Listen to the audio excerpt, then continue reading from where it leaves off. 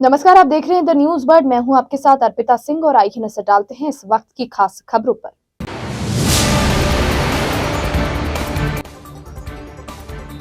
Asaram payroll याचिका की सुनवाई पूरी, आदेश सुरक्षित।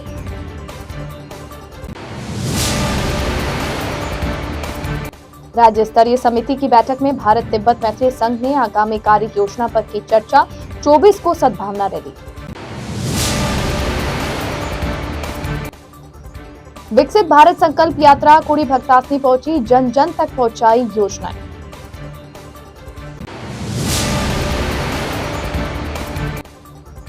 जोधपुर विकास प्राधिकरण की बैठक में कई मुद्दों पर चर्चा। और अब खबरें विस्तार से। अपने ही आश्रम की नाबालिग छात्रा से रेप के मामले में आजीवन कैद की सजा भुगत रहे कथावाचक आसाराम की पैरोल याचिका खारिज। मामले में दायर याचिका पर सुनवाई पूरी हो गई है।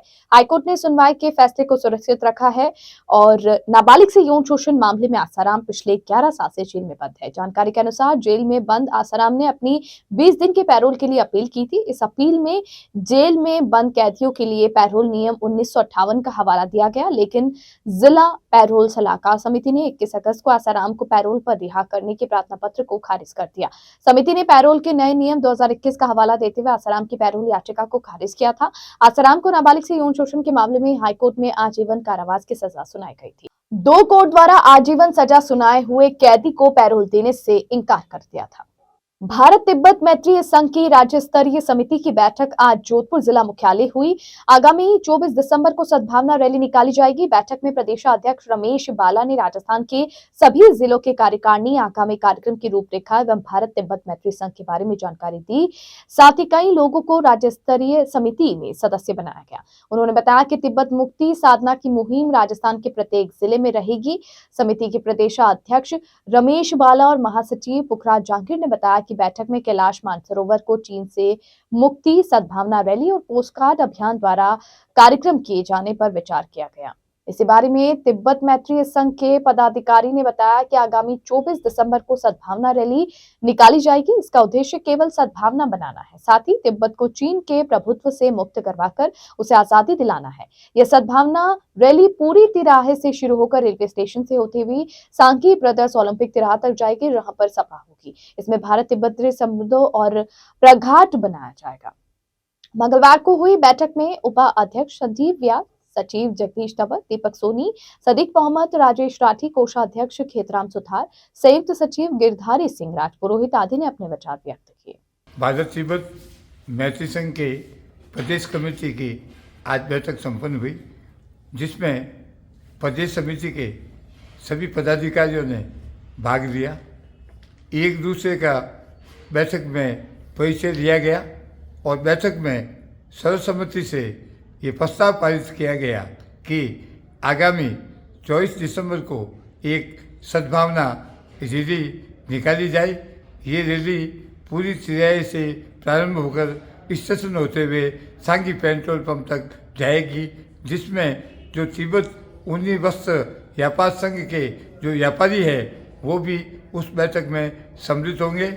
और ये जो आंदोलन है, ये सद्भावना रैली कि तिब्बत और भारत के बीच के संबंधों को प्रगाढ़ करने और तिब्बत की मुक्ति के लिए और कैलाश मानसरोवर जो चाइना के चंगुल में है उससे मुक्त कराकर शिव भगवान के जो दर्शन का जो रास्ता है, वो जो पेचीदगी है उनको दूर करके उनका समाधान करना।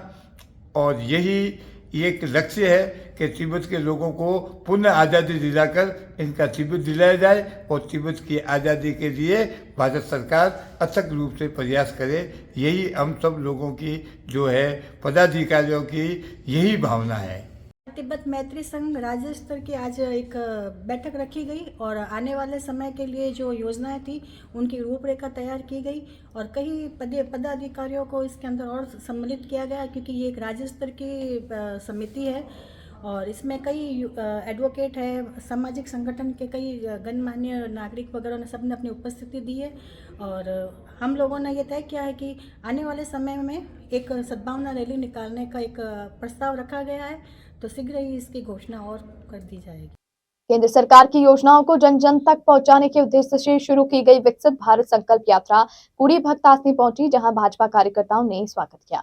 कुड़ी भक्तासनी ग्राम पंचायत के सरपंच चंद्रलाल खावा ने बताया कि केंद्र सरकार की योजनाओं को आमजन तक पहुंचाने हेतु निकाली जा रही विकसित भारत संकल्प रथ यात्रा का रथ आज कुड़ी भक्तासनी पंचायत मुख्यालय पहुंचा। कार्यक्रम में बतौर मुख्य अतिथि नगर निगम दक्षिण की महापौर, भाजपा नेता व डॉक्टर सरोज पटेल व एडवोकेट अशोक पटेल, भाजपा अल्पसंख्यक मोर्चा के प्रदेश उपाध्यक्ष सिकंदर बख्श, राजस्थान युवा बोर्ड राजस्थान सरकार के पूर्व निदेशक ओम प्रकाश बिश्नोई, पूर्व मंडल महामंत्री दिनेश सिंह राजपुरोहित खाराबेरा, भारतीय जनता युवा मोर्चा जोधपुर देहात दक्षिण के जिला अध्यक्ष अरविंद बरा, राजेंद्र सिंह राठौर, भारतीय जनता युवा मोर्चा के जिला उपाध्यक्ष ओमाराम ढाका, भाजपा ओबीसी मोर्चा के जिला मंत्री विजेंद्र शर्मा, भारतीय जनता युवा मोर्चा कुड़ी मंडल के पूर्व मंडल अध्यक्ष इंजीनियर विनोद एवं भारतीय जनता युवा मोर्चा के मंडल अध्यक्ष विजय जयपाल सहित सैकड़ों कार्यकर्ताओं ने रथ यात्रा का स्वागत व अभिनंदन किया। विकसित भारत संकल्प रथ यात्रा में 17 विभागों के अधिकारियों व कर्मचारियों ने कुड़ी भक्तासनी के समस्त क्षेत्र के आमजन को मोदी सरकार की योजनाओं की जानकारी दी व उनकी योजनाओं के लिए पंजीयन करवाया। शहर के माता का थान पुल स्थित एक होटल रेस्टोरेंट में रात को कुछ लोगों ने रेस्टोरेंट संचालक के साथ मारपीट की। मारपीट की वजह अभी पता नहीं चल पाई है। संबंधित थाने में रेस्टोरेंट संचालक की तरफ से केस दर्ज करवाया गया। नामजद आरोपियों की तलाश जारी है। माता का थान पुलिस ने बताया कि अमरनगर मंगरापुरा निवासी रामविलास पुत्र ओम प्रकाश की तरफ से रिपोर्ट दी गई। इसमें बताया गया कि उनके एक होटल रेस्टोरेंट माता का थान पुल के पास में महादेव होटल रेस्टोरेंट नाम से है, जहाँ पर प्रकाश, मूलाराम, रामाराम उर्फ फौजी व प्रदीप आदि आए। रात को इन लोगों ने होटल में घुसकर तोड़फोड़ करने के साथ मारपीट की। आरोपियों ने पत्थर उठाकर हमला किया। पुलिस ने हमले की वजह अभी तक नहीं बताई, मगर माना जा रहा है कि हमला खाने की बात को लेकर किया गया। माता का थान पुलिस ने इसमें जांच आरंभ की है। शहर के अंदर व्यापारी इन दिनों परेशान है। चोर अब तक तो सूने मकानों दुकानों में सेंध लगाते आ रहे थे, मगर भीतरी शहर में एक ऐसा चोर रात को घूम रहा है जो कि दुकानों के बाहर लगे बल्बों को खोल कर ले जाता है। बल्बों को अपने पास रखे एक थैले में भरता है और फिर चला जाता है। फिलहाल बल्ब चोर का पता नहीं चल पाया है, मगर उसकी कारस्तानी सीसीटीवी कैमरों में कैद देखी जा सकती है। सर्दी का मौसम है और रात को शहर के अंदर भी मार्केट जल्दी मंगल हो जाते हैं। व्यापारी दुकान मंगल कर घरों पर लौट जाते हैं। फिर आधी रात अंधेरे में एक चोर निकलता है जो कि शॉल ओढ़ दिखाई देता है। फिर वह दुकानों तक पहुंचता है और एक एक कर बल्बों को खोलकर अपने थैले में भरना शुरू कर देता है। यह नजारा सोस्ती गेट के अंदर का है। सीसीटीवी फुटेज चोरों के सामने आए जो कि बल्बों की चोरी करता देखा जा सकता है। फिलहाल इस चोर का पता नहीं चल पाया। व्यापारीगण हैरान और परेशान है। बल्ब की घटनाएं 2 दिन पहले और बढ़ गई। जोधपुर विकास प्राधिकरण की तरफ से आज शहरी विकास को लेकर कार्यालय में बैठक का आयोजन किया गया। इस बैठक में कई मुद्दों पर चर्चा की गई। राज्य सरकार के आदेशानुसार केंद्र की योजनाओं को जन जन तक पहुंचाने के उद्देश्य से जेडीए की तरफ से बैठक का आयोजन किए जाने के साथ कई मुद्दों पर अधिकारियों द्वारा चर्चा की गई। इसमें सीवरेज से लेकर सड़कों को लेकर बात हुई। जेडीए की बैठक में विभिन्न कार्यालयों से संबंधित पदाधिकारियों ने अपने अपने विचार रखे और शहरी विकास को लेकर चर्चा की। पाली शहर में धान मंडी क्षेत्र में फायरिंग कर 5 किलो चांदी लूटने वाले का आज दूसरे दिन भी कोई सुराग हाथ नहीं लगा। पुलिस की टीमें लगाकर बदमाशों का पता लगाने का प्रयास किया जा रहा है। घटना पाली शहर के कोतवाली क्षेत्र में सोमवार को हुई। बदमाशों की तलाश में चप्पे चप्पे पर पुलिस ठान मार रही है। वृद्ध कमल किशोर को बंधक बनाकर घटना को अंजाम दिया गया था। फायरिंग के बाद पुलिस को मौके पर कारतूस खोल मिला था। धान मंडी क्षेत्र के श्रीमालियों की गली में घर पर बनी दुकान में यह लूट की घटना हुई थी। पीड़ित कमल किशोर ने बताया कि 4 से 5 लोग द्वारा वारदात को अंजाम दिया गया। घटना की जानकारी मिलने पर वृत्ताधिकारी शहर जितेंद्र सिंह आदि वहां पहुंचे थे। घटना के बाद जिले के साथ बाहर भी नाकेबंदी करवाई गई, मगर लुटेरों का आज दूसरे दिन तक कोई सुराग नहीं लगा। और बुलेटिन में यहाँ रुकेंगे एक ब्रेक के लिए। ब्रेक के बाद जारी रहेगा खबरों का सिलसिला। आप बने रहिए द न्यूज बर्ड के साथ।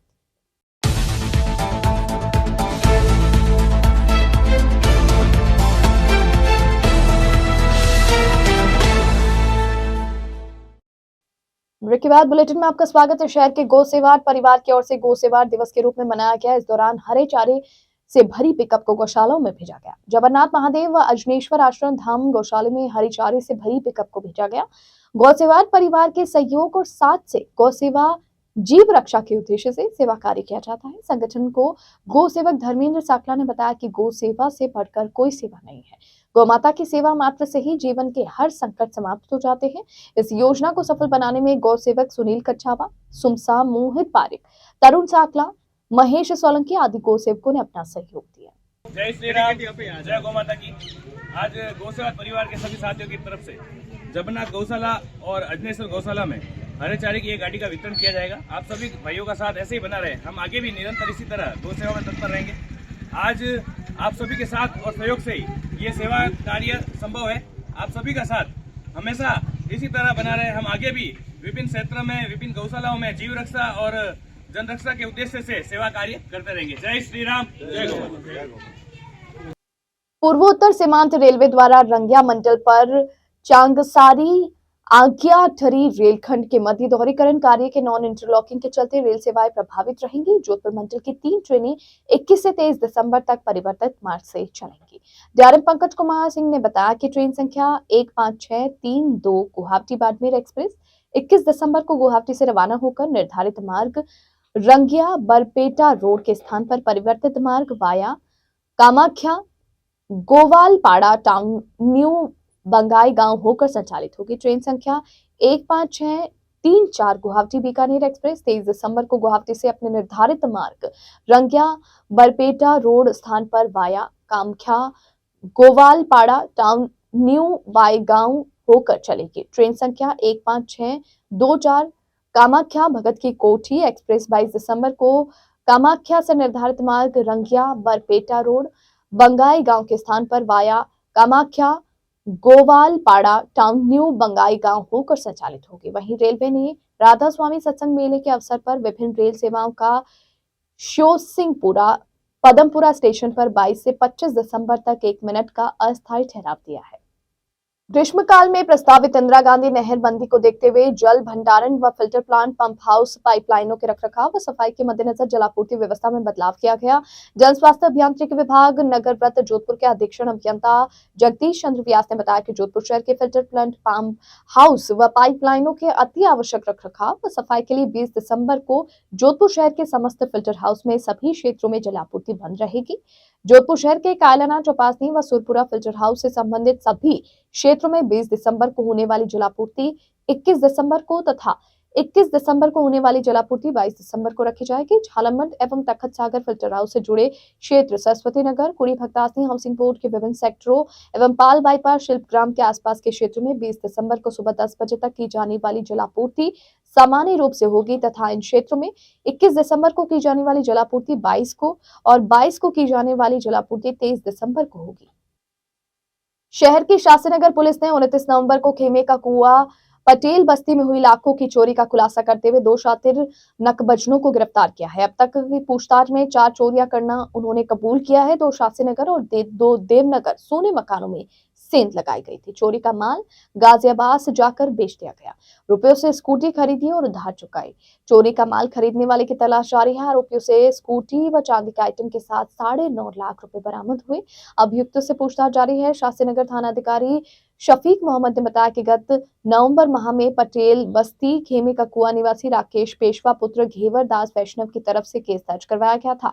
इसमें बताया गया कि उसका मकान 26 व 29 नवंबर के बीच सूना पड़ा था। इस बीच अज्ञात चोरों ने सेंध लगाकर वहां से लाखों के सोने के जेवरात के साथ 30,000 की नकदी चुरा ले गए। घर में 10 से 15 लाख की चोरी हुई। पड़ोसी के सीसीटीवी फुटेज से पता लगा कि 2 नकबजन आए थे जो कि 28 नवंबर की रात को दीवार फांद कर घुसे थे। थानाधिकारी शकीब मोहम्मद ने बताया कि इस पर अब उत्तर प्रदेश के गाजियाबाद स्थित मुकीमपुर निवासी वसीम उर्फ कालिया पुत्र रफीक और मसूरी गाजियाबाद निवासी यासिन पुत्र बाबू को गिरफ्तार किया गया है। अपने मालिक की कार से 22.50 लाख रुपए चुराने के कार चालक को पुलिस ने गिरफ्तार कर लिया। अब तक पूछताछ में पता लगा कि उसने कर्जा चुकाने के लिए रुपए चुराए थे। कुछ खर्च कर दिए और कुछ का कर्जा चुका दिया। आरोपी पर 5-6 लाख का कर्जा होना पता चला है। पुलिस ने आरोपी को आज कोर्ट में पेश कर अभिरक्षा में भेज दिया। उसके घर से पुलिस ने 2 दिन पहले 17.50 लाख बरामद किए थे। अब शेष रुपयों की बरामदगी के प्रयास भी किए जा रहे हैं। बासनी थानाधिकारी जितेंद्र सिंह ने बताया कि कार में मालिक के 22 लाख रुपए लेकर फरार होने वाले ड्राइवर से 17 लाख रुपए बरामद कर लिए गए। 24 दिसंबर को अग्रवाल इंडस्ट्रीज कॉर्पोरेशन के मैनेजर गोविंद प्रजापत ने बासनी थाने में केस दर्ज करवाया था और गुरुवार को इंडस्ट्रीज के मालिक जयप्रकाश अग्रवाल द्वारा बैंक में जमा करवाने के लिए घर से कार में 22 लाख रुपए लेकर निकले थे, लेकिन कार चालक सुरेंद्र सिंह पुत्र शक्ति सिंह निवासी भगवान महावीर नगर शुभावतों की ढाणी कार सहित रुपए लेकर फरार हो गया। मामले में पुलिस ने केस दर्ज कर आरोपी की तलाश शुरू की। इसको लेकर टीम गठित की गई। पुलिस को सूचना मिली कि आरोपी सुरेंद्र सिंह पुत्र शक्ति सिंह ने रुपयों से भरा बैग अपने मकान के कमरे में रखा, उसे वहां ताला बंद कर फरार हो गया। टीम उसके घर पहुंची और दबिश देकर तलाशी ली। तलाशी के दौरान मुलजिम सुरेंद्र सिंह के तालाबंद कमरे से मिला रुपयों से भरा बैग, जिसमें 17 लाख रुपए माल बरामद किया गया। शहर के नामचीन स्कूल RSM इंटरनेशनल का वार्षिकोत्सव मनाया गया। वार्षिकोत्सव में बच्चों को चक्रवर्ती सम्राट अशोक की कहानी को रोमांचित ढंग से प्रस्तुत किया गया। स्कूल के प्रिंसिपल ने बताया कि वार्षिकोत्सव के अवसर पर IIT के निदेशक प्रोफेसर शांतनु चौधरी और NCC ट्रेनिंग यूनिट के अधिकारी मुख्य अतिथि के तौर पर मौजूद रहे। बच्चों को सम्राट अशोक की कहानी थीम बेस पर नाटक का मंचन अवसर दिया गया, जिसमें पता चले कि आखिरकार किस तरह सम्राट अशोक का हृदय परिवर्तित हुआ और वे लड़ाई छोड़कर जन कल्याण के कार्यों में लगे। कहानी के माध्यम से बच्चों ने समझाया कि सद्भावना से लोगों को दिल जीता जा सकता है। सम्राट अशोक को भी आखिर में आभास हुआ कि लड़ाई से आखिर में पीड़ा ही मिलती है। तो हमारे स्कूल में एनुअल फंक्शन आयोजित करा जा रहा है। हमारे एनुअल फंक्शन का थीम है चक्रवर्ती सम्राट अशोक के बारे में बताया जाने वाली एक कहानी है, जो हमारे विद्यार्थी प्रस्तुत कर रहे हैं। हमारे एनुअल फंक्शन के मुख्य अतिथि IIT जोधपुर के डायरेक्टर प्रोफेसर शांतनु चौधरी हैं। उनके साथ ही हमारे guest of honour NCC training officer हैं, जो NCC जोधपुर विभाग से हैं। हमारा जो एनुअल फंक्शन का थीम है वो हम इस कारण से रखे हैं चक्रवर्ती, कि हम ये चाहते हैं कि बच्चों में सद्भाव की भावना उत्पन्न हो और वो ये सीखें कि पिछले जन्मों में भी और पिछले वर्षों में भी जो हमारे सम्राट रहे वो लड़ते थे और उसकी वजह से दुख और हानि ही पाते थे, और धीरे धीरे लड़ाई के छोड़कर वो सद्भावना की तरफ मुड़े। और हम ये चाहते हैं कि बच्चों में वो सद्भावना पैदा हो और वो आने वाले समाज को एक अच्छा जीवन प्रदान कर सकें। शहर के निकटवर्ती बनाड़ स्थित सारण नगर A में गुजरी रात एक घर के बाहर खड़ी स्कॉर्पियो को बदमाशों ने आग के हवाले कर दिया। सीसीटीवी फुटेज में बाइक पर 2 बदमाशों ने पहले पेट्रोल डाला और फिर तीली लगा दी। गाड़ी के साथ घर का गेट, अंदर खड़ी गाड़ियों को भी नुकसान पहुंचा। पीड़ित ने अपनी जान का खतरा भी पुलिस को बताया है। रंजिश में गाड़ी को आग लगाने की आशंका बताई गई। बनाड़ पुलिस ने बताया कि सारण नगर A निवासी अरविंद पुत्र गोविंद राम चौधरी की तरफ से केस दर्ज करवाया गया। इसमें बताया गया कि 17 से 18 दिसंबर की रात को उसके घर के बाहर खड़ी स्कॉर्पियो को बाइक पर आए 2 बदमाशों ने पेट्रोल डालकर आग लगा दी। एक बदमाश बाइक पर खड़ा रहा और दूसरे ने पेट्रोल डालने के बाद तीली लगा दी। आग से स्कॉर्पियो का पिछला हिस्सा जलकर पूरी तरह नष्ट हो गया। साथ ही घर का गेट और अंदर खड़ी अन्य गाड़ियों को भी नुकसान पहुंचा। अंत में मुख्य समाचार एक बार फिर से।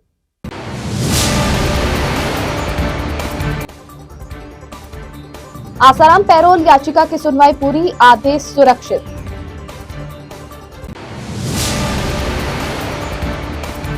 राज्य स्तरीय समिति की बैठक में भारत तिब्बत मैत्री संघ ने आगामी कार्य योजना पर की चर्चा। 24 को सद्भावना रैली।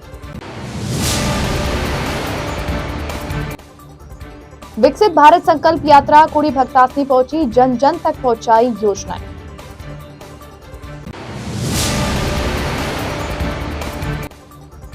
जोधपुर विकास प्राधिकरण की बैठक में कई मुद्दों पर चर्चा।